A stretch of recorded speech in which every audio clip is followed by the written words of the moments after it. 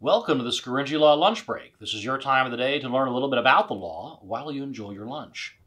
We've been focusing on the confirmation of Judge Brett Kavanaugh to the United States Supreme Court because that's the biggest legal news issue of the day. Just minutes ago, the nomination just passed a key procedural vote by a tally of 51 to 49 and now moves to the floor for a vote by the full Senate tomorrow. That's Saturday. This is a big deal and looks like it's Judge Kavanaugh is going to get the confirmation, but we will see.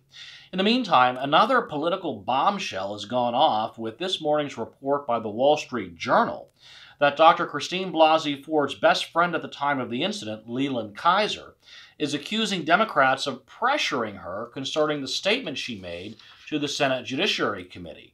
Remember, Dr. Ford identified Kaiser, her best friend at the time, as with her at the party where Brett Kavanaugh allegedly sexually assaulted her.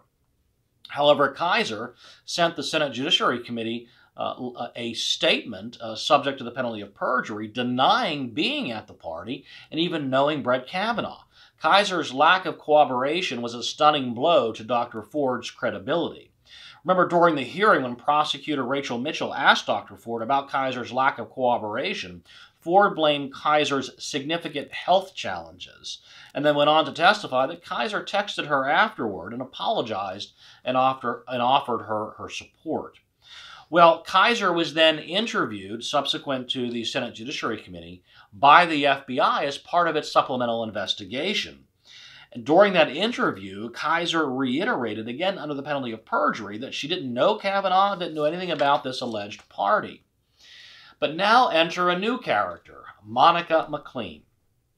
McLean is the self-described lifelong best friend of Dr. Ford.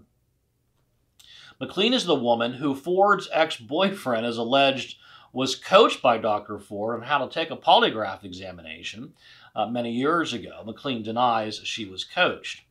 In any event, according to the Wall Street Journal, Kaiser told the FBI that McLean, a retired FBI agent herself, had urged Kaiser to clarify her statement. Clarify how? And why is a former FBI agent and lifelong best friend of Dr. Ford speaking to Kaiser about her testimony? Is McLean tampering, or the statement she made to the Senate Judiciary Committee, is McLean tampering with a witness?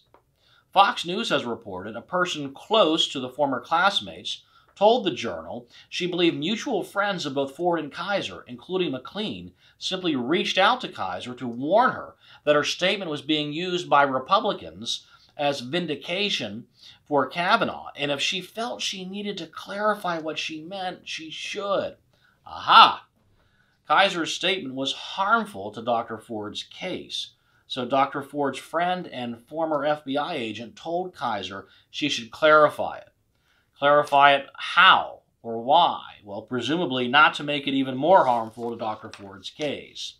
Now, McLean's lawyer denied his client tried to influence Kaiser to change her account, calling it absolutely false. Of course, McLean will want to steer clear of any tampering with or intimidating witness charges.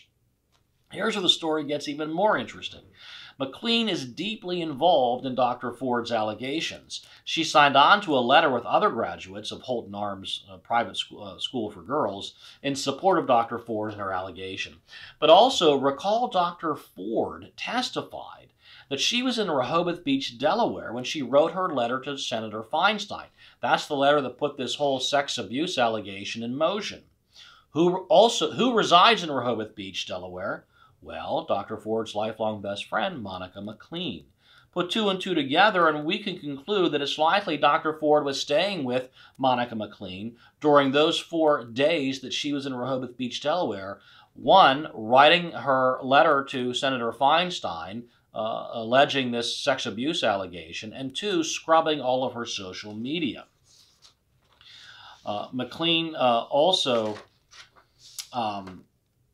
And remember, it was Dr. Ford who testified during her Senate Judiciary Committee hearing that she was in Rehoboth Beach with beach friends, and beach friends encouraged her to write the letter to Senator Feinstein. I conclude the beach friend is Monica McLean. McLean was also with Dr. Ford in the Senate Judiciary Committee hearing room when Dr. Ford gave her testimony. And the Senate Judiciary Committee Chairman, Chuck Grassley, is apparently on to Monica McLean and her involvement and her communications with the witness, Leland Kaiser. The Senate Judiciary Committee Chairman has sent a letter to Dr. Ford's attorneys requesting copies of any communications, direct or indirect, from Dr. Ford or her representatives to Leland Kaiser. So it looks like the Senate Judiciary Committee is narrowing and focusing in on what could be alleged witness tampering by Democrats to get Leland Kaiser to change her story. We'll keep you up to date as this story develops, and we'll talk more about this on the Mark Scaringi Show tomorrow at 1 p.m. on WHP 580 AM and iHeartRadio. That's about all the time we have today for the Scaringi Law Lunch Break. Enjoy your lunch.